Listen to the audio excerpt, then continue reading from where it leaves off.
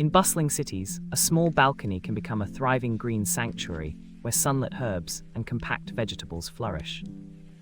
The episode guides viewers through starting a hobby garden, selecting space-saving planters, and choosing low-maintenance crops suited for urban microclimates.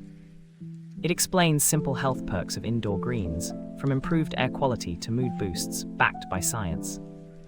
Practical home discipline follows: declutter routines, natural cleaners like vinegar and baking soda, and a 10-minute daily tidy habit.